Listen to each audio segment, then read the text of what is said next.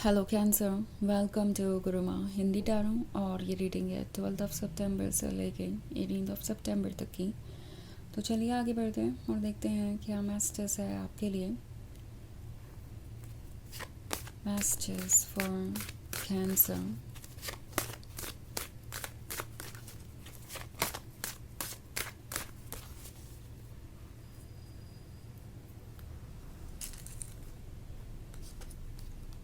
Nine of swords, ace of pentacles, page of swords, six of pentacles and the sun.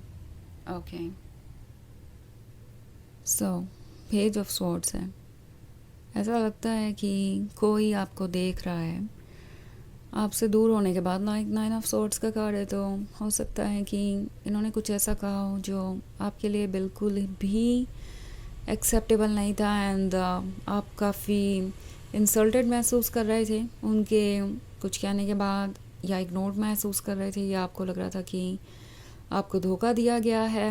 Now ऐसे आप अपनी situation के according देख सकते हैं, बट उन्होंने डेफिनेटली अपनी बाउंड्रीज क्रॉस की है और आपका जो भी सोचना है वो बिल्कुल ठीक है अपनी जगह। एंड ये पर्सन भी ये जान गया है कि जो भी मिस्टेक्स है वो उनकी तरफ से ही सबसे पहले इनिशिएट हुई है। लाइक नाइन ऑफ सॉर्ट्स किसी तरीके के इंस्टेंट रिग्रेट को दर्शाता है। उन्होंने कुछ कहा एंड ऑलमोस्ट इंस्टेंटली उन्हें ऐसा लगा कि शायद वो कुछ ज़्यादा ही कह गए या उन्होंने आपको कुछ ज़्यादा ही हर्ट कर दिया। और उसके बाद जो दूरियां बनी है आप में, जो साइलेंस है या जो बदलाव आ गया है, उससे ये पर्सन परेशान हो रहा है।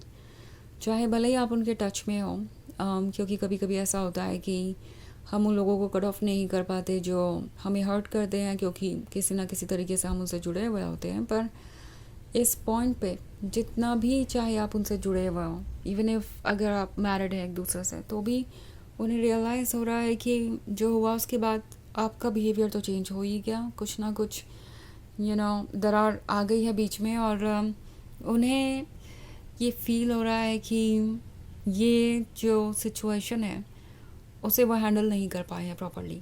आई थिंक ये पर्सन इस वक्त यही सोच रहा है कि पता नहीं उन्होंने जो किया वो क्यों ही किया। उनके मन में क्या आया था कि उन्होंने आपको इस तरीके से जज किया, क्यों वो आपके पॉजिटिव साइड को देख नहीं पाए, क्यों उन्होंने आपको अप्रिशिएट नहीं किया, जबकि उन्हें पता है कि कोई उन्हें आपकी तरह स्पेशल ट्रीट नहीं कर सकता, कोई उन्हें आपकी तरह इम्पोर्टेंस नहीं देगा। नाउ एस ऑफ पेंटिकल्स का कार्ड है। तो जब आप उन्हें मिले थे तब उन्हें पता था कि यही वो चाहते हैं, यही रिलेशनशिप उनका ड्रीम रिलेशनशिप है। आप उनके लिए एक गिफ्ट हैं। आपसे मिलने से पहले यह पर्सन काफ़ी अकेला था और उन्होंने यूनिवर्स से कई बार आपके जैसा एक लवर मांगा।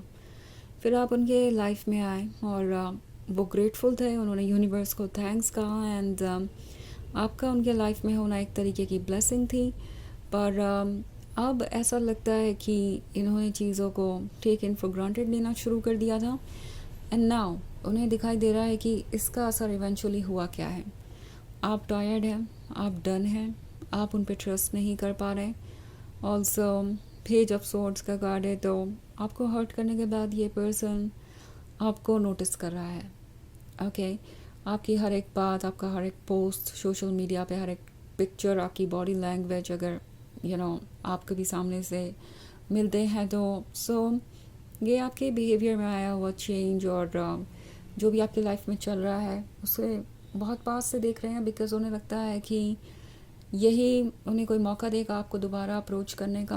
ओके, सिक्स ऑफ पेंटिकल्स है, तो ये डेफिनेटली कुछ ऐसा पाने के बारे में है जो उन्हें लगता है कि उन्हें आपसे ही मिल सकता है। ओके, कुछ ऐसा जो उन्हें नहीं लगता कि कोई और उन्हें ऑफ़र कर सकता है। ये है सोल के सेटिस्फैक्शन के बारे में, ये है सोल को कंप्लीट करने के बारे में।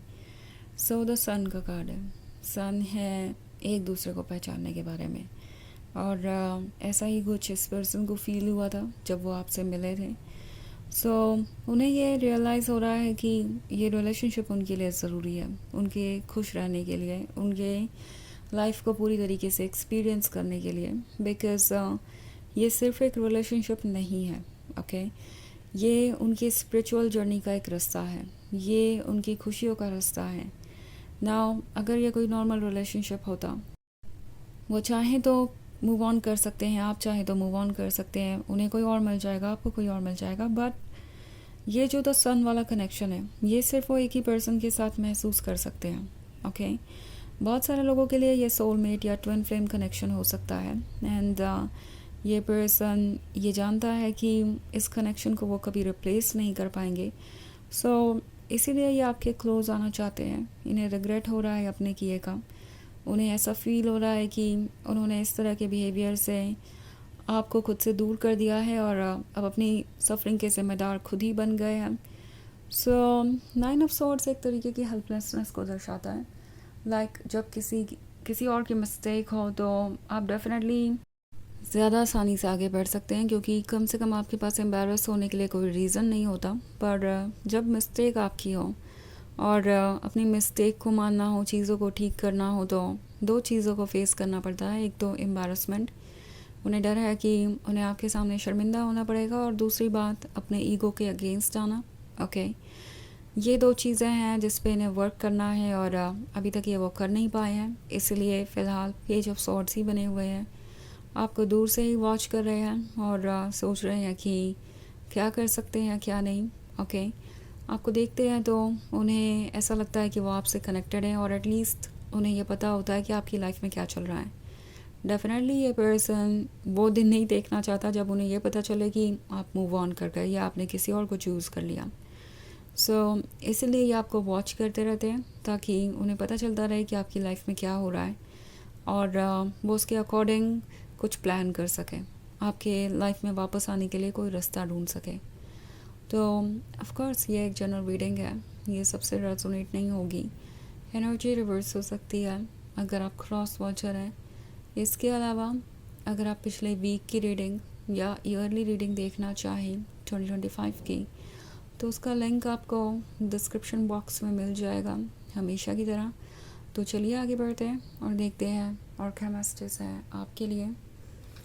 Messages for cancer, wheel of Fortune, night of swords, 6 of wands and the hanged man. Okay so हमारे पास है wheel of Fortune. Wheel of Fortune है तो कुछ चेंज हो रहा है, कुछ ऐसा चेंज हो रहा है जो ये पर्सन नहीं चाहता था कि चेंज हो, बट वो चेंज होते जा रहे हैं। इट्स लाइक उनके अंदर वो बदलाव आ रहे हैं जो उन्हें लगता है कि उन्हें किसी ना किसी पॉइंट पे आपके सामने अपनी मिस्टेक्स को कन्फेस करने पे मजबूर कर देंगे। ओके इट्स लाइक उनके इमोशंस ज़्यादा स्ट्रॉन्ग हो जाएंगे उनके प्रैक्टिकल थिंकिंग से, उनके ईगो से, और ये चेंजेस ये नहीं चाहते थे अपने अंदर, बिकॉज उन्हें लगता है कि ईगो ही सबसे ज़्यादा इम्पॉर्टेंट है, और चाहे जो भी हो उन्हें किसी भी हाल में इमोशनल नहीं होना, बिकॉज ये उनकी परेशानी का कारण बनेगा। बट नाइट ऑफ सॉर्ड्स है तो इमोशंस ऑलरेडी इन्हें कंट्रोल कर रहे हैं, धीरे धीरे चेंजेस आ ही रहे हैं इनके अंदर। एंड 6 ऑफ wands है तो इन्हें ऐसा लगता है कि वो स्पेशल है somehow.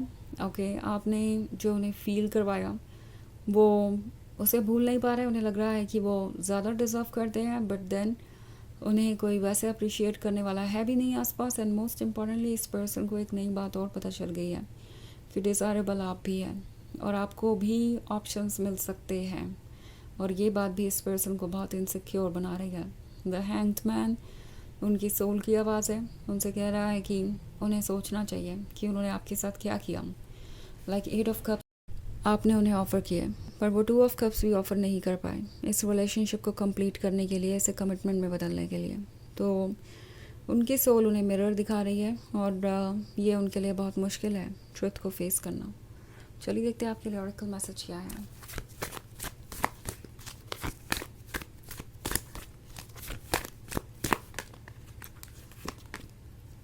Joan of Arc, voice of truth. Stand strong, focus on your purpose, release the fear of persecution and speak your truth. तो ये कार्ड आपसे कह रहा है कि स्ट्रॉन्ग बने रहिए, जो काम आपके लिए ज़रूरी है उस पर फोकस कीजिए। ओके एंड अपने ड्रीम्स को मत गिव अप कीजिए, और अपने मन की बात कहिए बिना किसी जजमेंट के डर के कि कौन क्या सोचेगा, कैसे रिएक्ट करेगा। आपका काम है बस खुद को ऑनेस्टली जाहिर करना, इससे ज़्यादा कुछ नहीं। सामने वाला क्या सोचता है ये उनका प्रॉब्लम है। तो ये है रीडिंग इस वीक की। आई होप आपको अच्छी लगी होगी। Thanks for watching. Till next video, bye.